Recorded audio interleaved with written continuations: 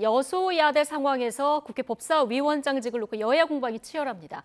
법무부의 인사검증 권한이 주어지면서 여당에서는 상황 법무부냐 이런 비판이 나오고 있는데요. 정치권 주요 이슈 여야 의원 두 분과 짚어보겠습니다. 전주의 국민의힘 의원 그리고 장경태 더불어민주당 의원 오늘 두 분 모셨습니다. 어서 오십시오. 안녕하세요. 예, 안녕하십니까. 원내 일당이 국회의장을 맡는다 이게 이제 관례고요. 어제 민주당에서 경선이 이루어졌는데 김진표 의원이 이제 선출이 된 상황입니다. 민생국회 만들기 위해서 최선을 다하겠다. 그리고 평상시에도 비교적 이제 합리적인 분으로 평가를 받는데 어제 내 몸에 민주당의 피가 흐른다, 선당후사하겠다 이 발언 때문에 조금 중립성 논란이 일고 있어요. 어떻게 보십니까? 당연히 아직까지는 김진표 의원님은 현재 민주당 소속이시고요. 네. 아직 국회의장 후보자 신분입니다.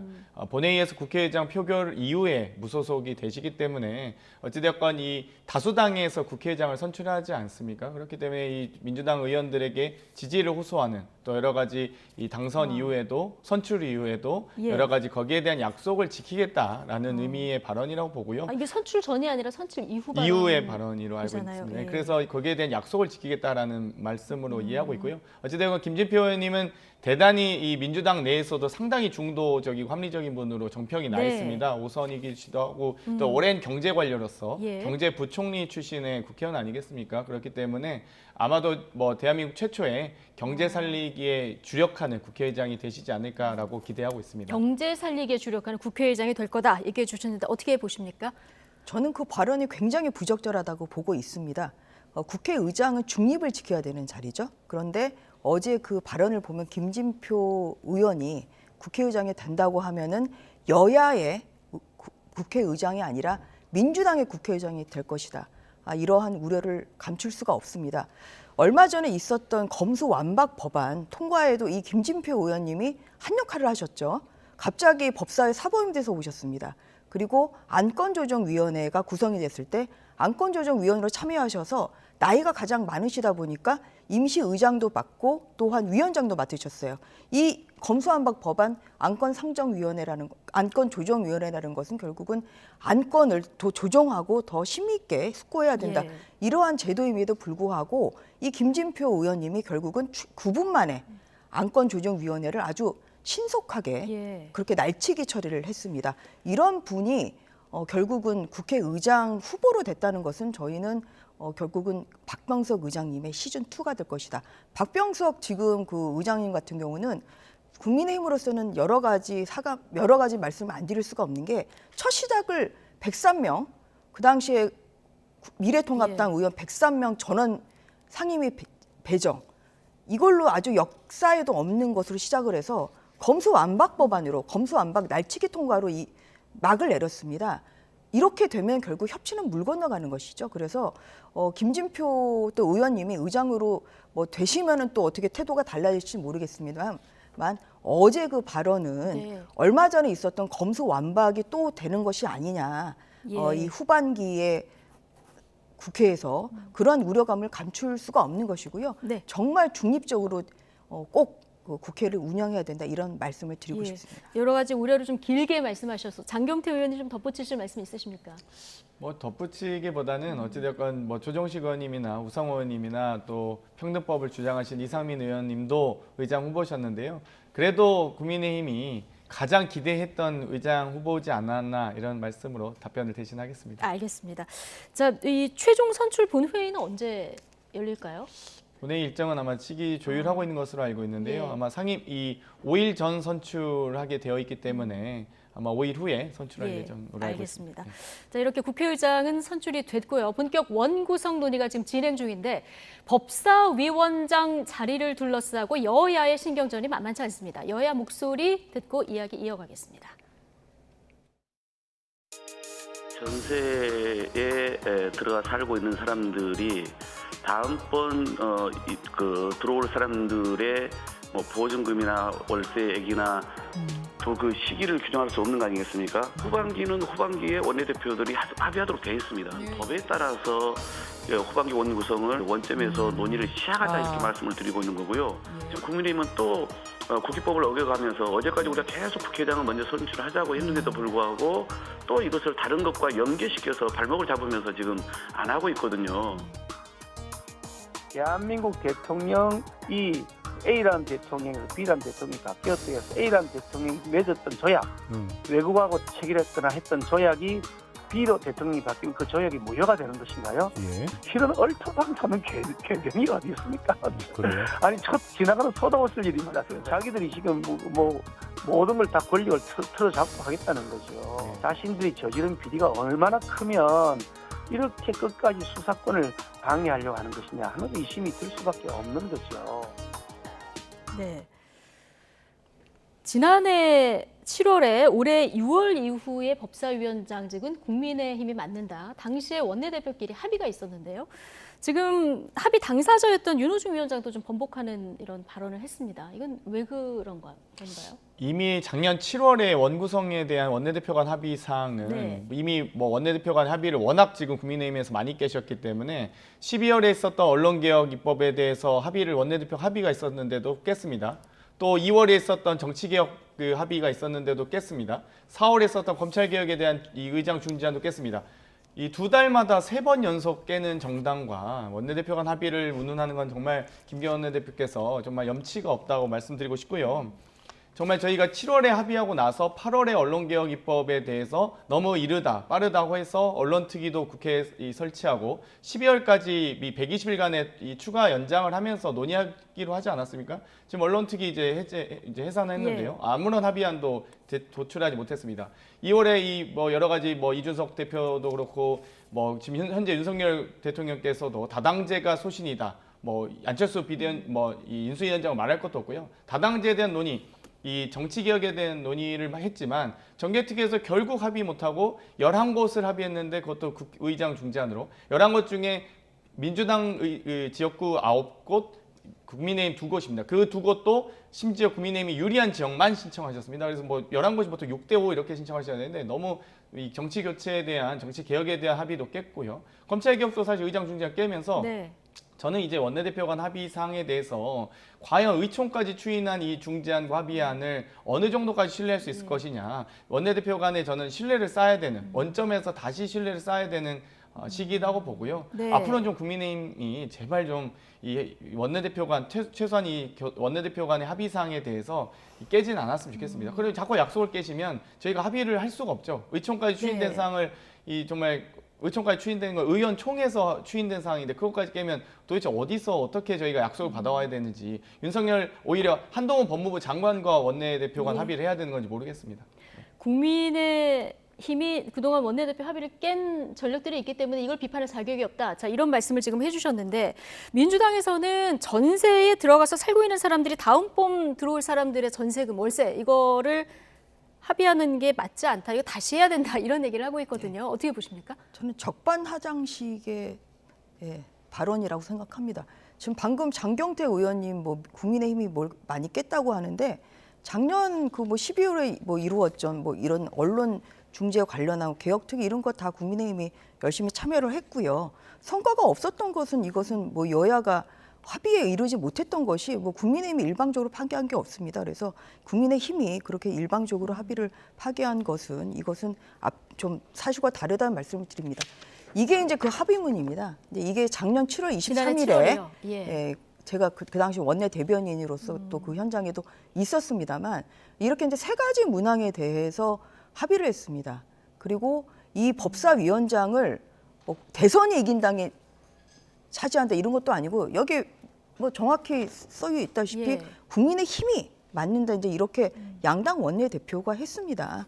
그리고 여기를 보면 근데 왜 이게 그런 법사위원장이 왜 이렇게 서로 국회의장과 달라야 되느냐 이것은 이번 전반기 국회에서도 보셨다시피 국회의장과 법사위를 같은 당이 한 전례가 없어요.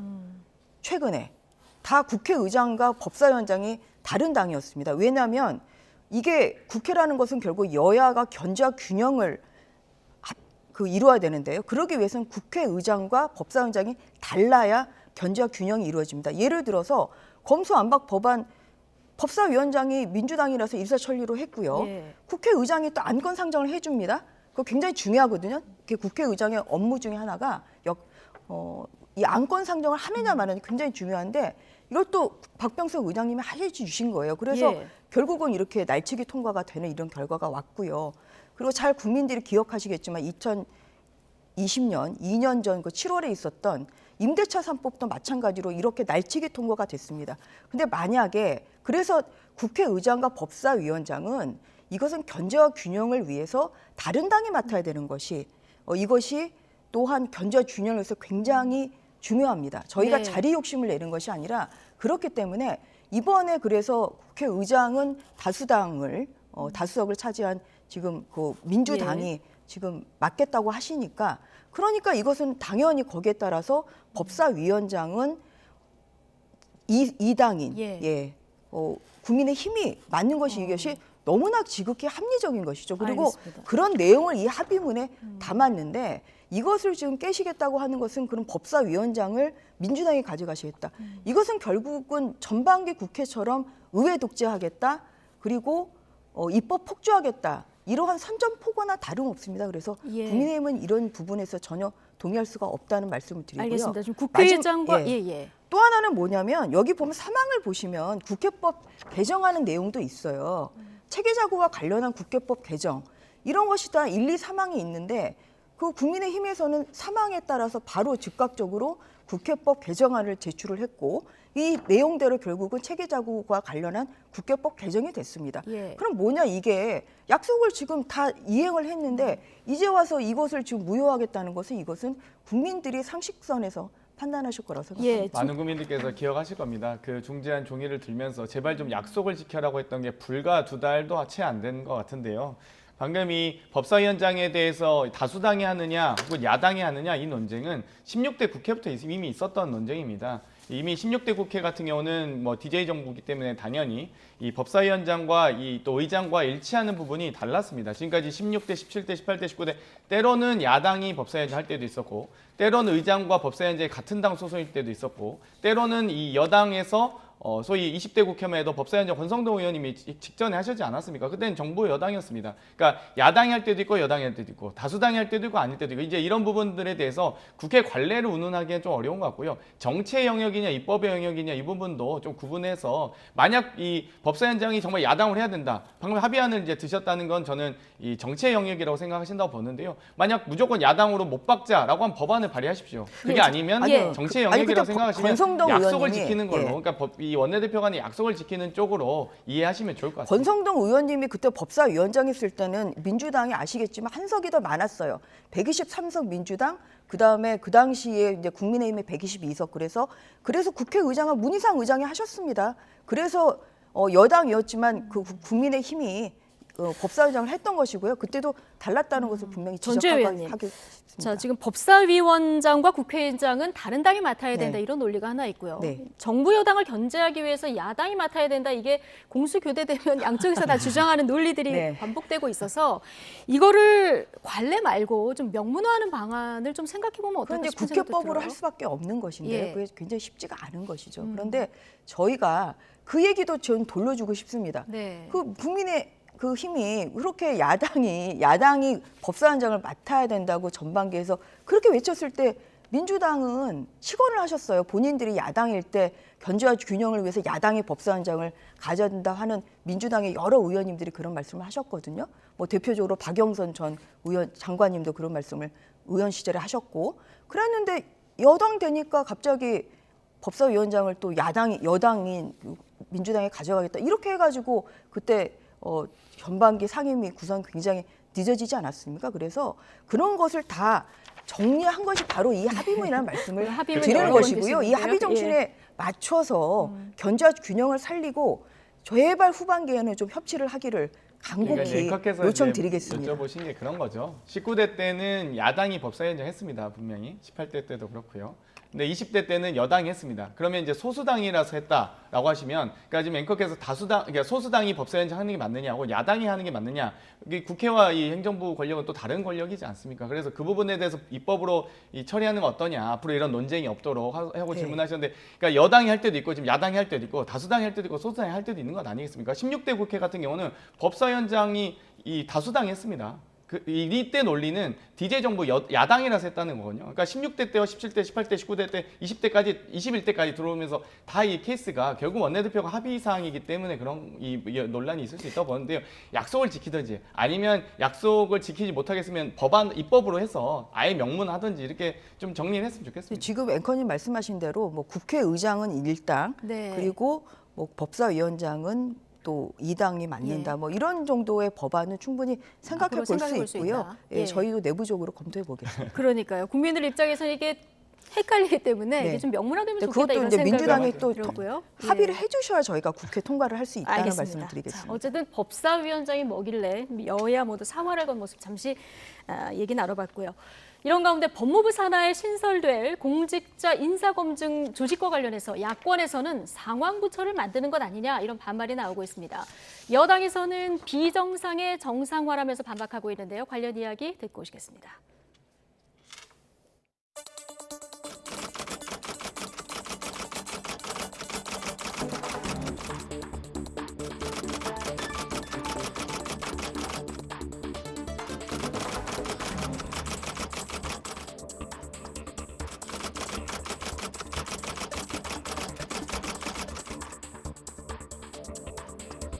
비정상의 정상화라고 표현할 수 있지 않을까 합니다. 그동안에 이제 그 민정수석실이 지나치게 과다하게 그 권력을 하다 보니까 지난 문 정부에서 문제가 많이 발생했지 않습니까? 네. 그 어떤 특정인 한 사람만이 대통령의 최측근이고 그분으로 하여금 모든 일을 다 하게 한다라고 이렇게 너무 좀 지나치게 해석을 하는 거 아닌가. 윤 정부도 민심을 잘 받들고 국민들의 뜻을 잘 받들어서 정부를 운영해야 된다. 그렇게 저는 생각을 합니다. 네, 좀 상황 법무부냐 검찰 중심의 발상이다. 지금 야당 비판이 거센 상황인데, 자 전주혜 의원님 민정수석실이 폐지됐고요. 네. 인사검증을 어디선가 해야 되는데 이걸 이제 법무부 산하에다 두겠다 네. 이런 네. 계획 아니겠습니까? 네. 너무 이제 권한이 집중된다 이런 비판이 나오는데 어떻게 보십니까? 그 윤석열 대통령이 후보 시절부터 이제 공약을 내세웠던 것이 이제 민정수석실은 폐지하겠다 이런 말씀을 여러 번 하셨습니다. 네. 근데 그 의미는 제왕적 대통령제의 폐위를 줄이겠다. 그러니까 본인은 민정수석실을 통해서 그동안 이루어졌던 뭐 여러 가지 뭐 불필요한 그런 또 부분을 이제 안 하시겠다. 사정이나 수사에는 관여 안 예. 하시겠다. 이제 이런 말씀을 하셨고요. 그리고 민정수석실이 이제 폐지에 따라서 인수위 시절에 그러면 검증을 어디서 할 거냐. 거기서 나왔던 얘기가 법무부와 경찰이 할 것이다. 이미 인수위에서 이제 그렇게 방안이 마련이 돼 있었습니다. 그래서 어제 이제 발표된 예. 인사정보관리단 출범은 이제 이러한 뭐 대통령의 후보 공약, 그 다음에 인수위에서의 또한 준비 이런 것이 현실화됐다고 이제 보시면 될 것 같습니다. 그래서 이것에 대해서 뭐 민주당에서 굉장히 발끈하시죠. 뭐 법무부가 상황이 되는 거 아니냐 이렇게 발끈을 하시는데 이제 이게 법무부가 하더라도 이제 앞으로 이 인사관리단, 인사정보관리단은 굉장히 독립적으로 좀 운영을 하겠다는 것이거든요. 그다음에 장관이 보고도 안 받겠다, 중간 보고도 안 받고 그리고 독립적으로 이제 운영을 시키겠다. 그리고 또한 비검찰 출신이 지금 그 단장을 지금 맡도록 하겠다. 뭐 이러한 지금 이야기가 나오고 있습니다. 그리고 인사 검증을 법무부에서만 하는 건 아닙니다. 이것은 1차 검증이 있고요. 1차 검증을 통과하면 이제 2차 검증은 공직기강 비서관실에서 이제 하게 되는 것이죠. 그래서 모든 검증을 다 법무부가 하는 것이 아니기 때문에 그렇게 야당에서 우려하는 뭐 이러한 뭐 권한이 집중되고 이런 것은 아니라는 말씀을 드리고 싶습니다. 민주당에서는 오늘도 굉장히 강한 비판들이 나왔는데 가장 우려되는 지점이 어느 지점입니까? 사실 신상털기와 범죄정보 파악 그리고 검찰 수사로 이어지는 삼각편대가 완성되는 것인데요. 사실 저희가 우병우 민정수석을 민정차관이라고 표현하는데 한동훈 이 장관께서 민정장관이 되신 것을 우려했습니다만 이제는 소통령 혹은 미국처럼 우리 부통령제를 도입하는 거 아니냐라고 느껴질 정도로 막강한 권한입니다. 소위 민정수석실 하나만 해도 권력이 너무 집중돼 있다라는 비판이 있었고 이 국민의힘이 야당 시절에 법무부의 이 권한, 법무행정에 대한 검찰에 대한 인사나 예산에 대한 권한이 너무 막강하다고 하셨는데 그 막강한 권한을 비판하던 권력을 다 합쳤습니다. 지금 이 민정수석실이 갖고 있던 뭐 공직기관 비서관은 있다고 하셨습니다만 뭐 반부패 기능이라든지 이 대통령 친인척 비리와 관련된 기능을 다 예. 흡수하는 걸로 보이고요. 또 법무부가 갖고 있는 이 검찰, 교정, 출입국 이런 모든 권한들, 또 검찰 출신의 법무부 장관으로서 이 모든 민정수석실과 검찰과 법무부를 다 통할하는 사실상의 뭐 부통령이지 않나 이런 생각이 들고요. 그러면은 인사 검증을 어디서 하는 것이 맞다고 보십니까? 뭐 현재는 인사혁신처가 있기 때문에 예. 인사혁신처에서 하도록 하고, 만약 거기에 대한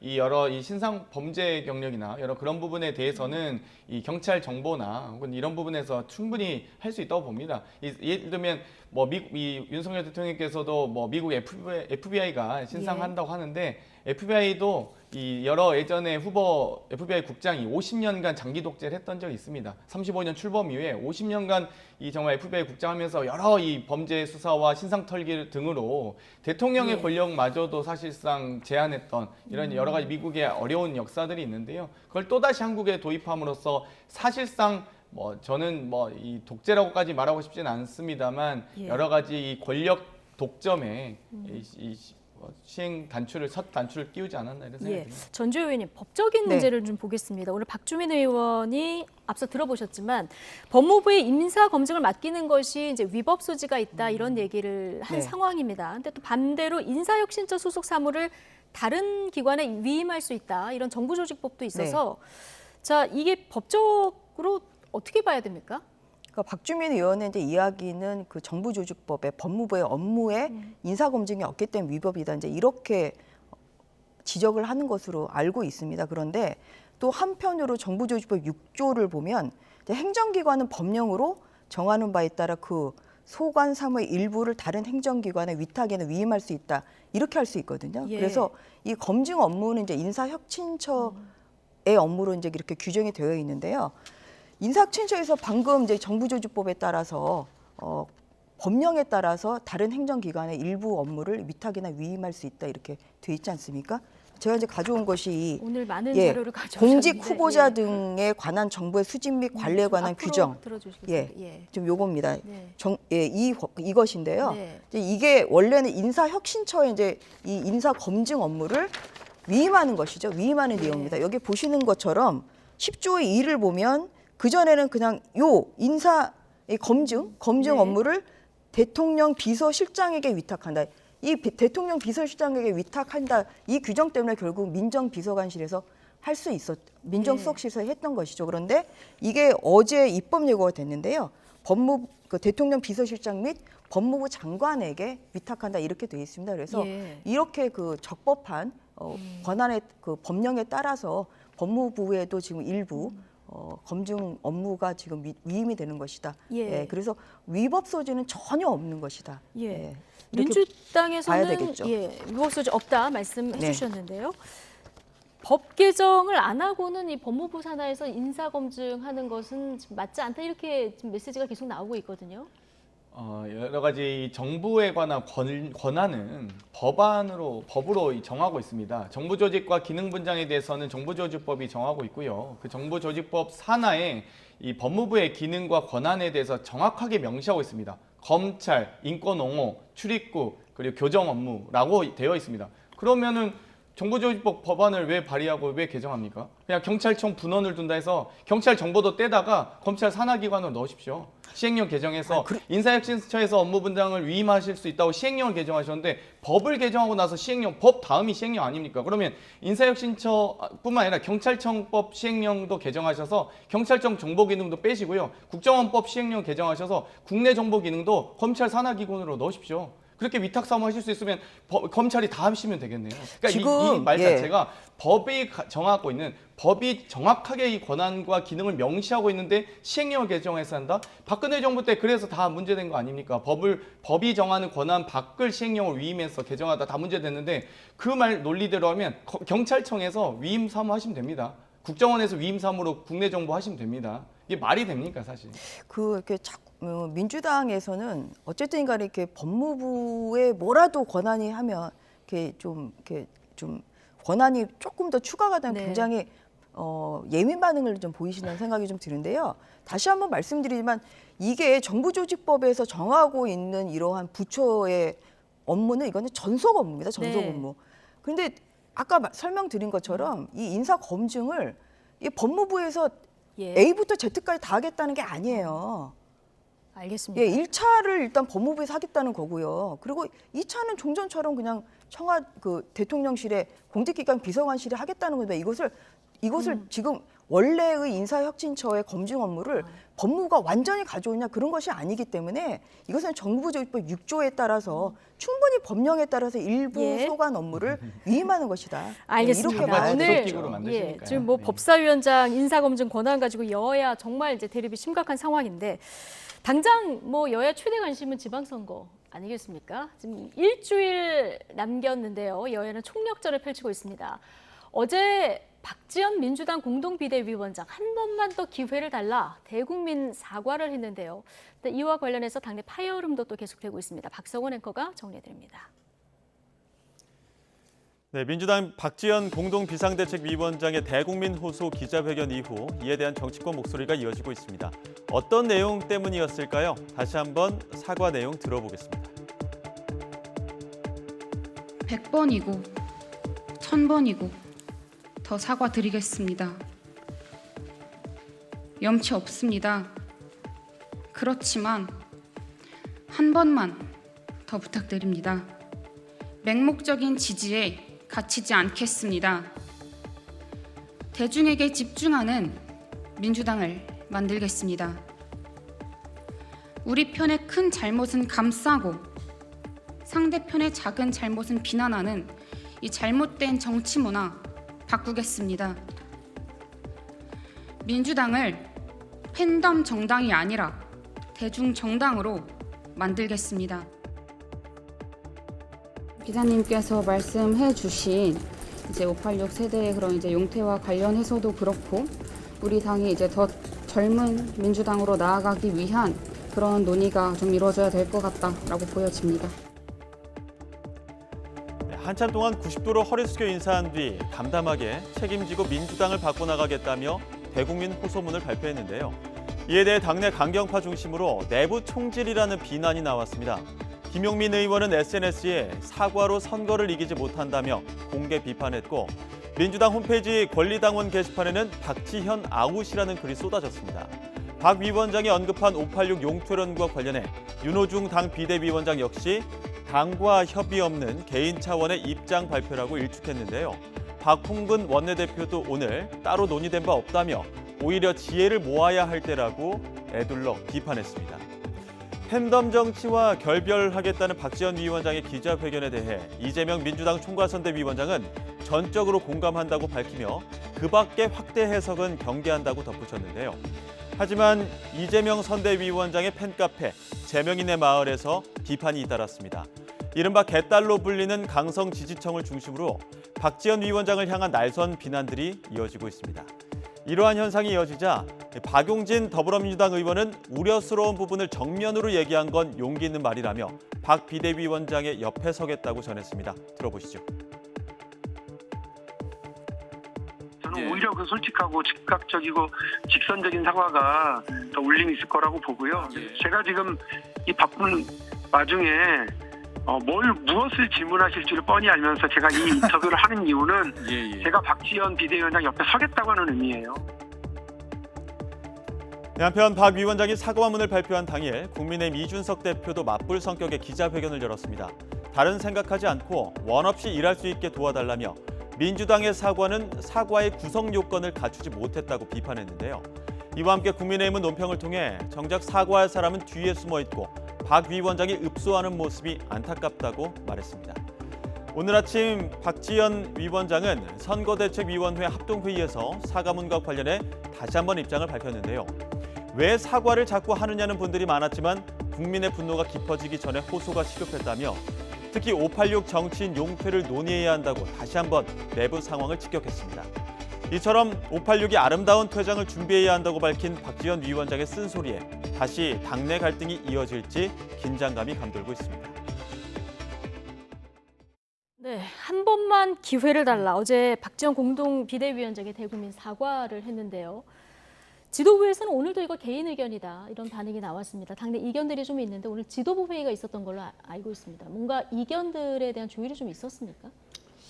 사실 지금 우리 박지원 비대위원장께서 이 당 대표의 직무대행을 하고 계시기 때문에 네. 개인의 의견은 아니시게 하는 게 가장 중요하거든요. 그러니까 당연히 선거 국면에서는 저희가 당연히 더 겸손하게 더 낮은 자세로 절박하게 선거운동하는 건 당연합니다. 예. 그런데 저 말씀이 이 선대위 출범식에서 하셨으면 참 좋았겠다라는 생각을 하고요. 시기가 맞지 않는다고 저 보시는 지금은 건가요? 어찌되면 선거 운동 기간 아니겠습니까? 네. 국민들께 또 시민들께 왜 우리 후보를 공천했고 우리 후보가 어떤 비전과 철학 그리고 어떤 자질이 있는지를 알려야 되는 상황이라서 과연 이 후보 우리 지금 열심히 이 뭐 광역단체장뿐만 아니라 기초의원까지 많은 후보들께서 정말 한 3천여 명 가까운 후보들께서 열심히 예. 후보와 선거운동원들이 뛰고 계신데 그런 분들에게 좀 더 이 자기를 어필할 수 있는 좀 더 기회를 좀 더 마련하는 게 더 중요하지 않나라는 생각을 그렇군요. 합니다. 장경태 의원님도 이제 개인적인 기자회견이다 이런 의견이신 것 같은데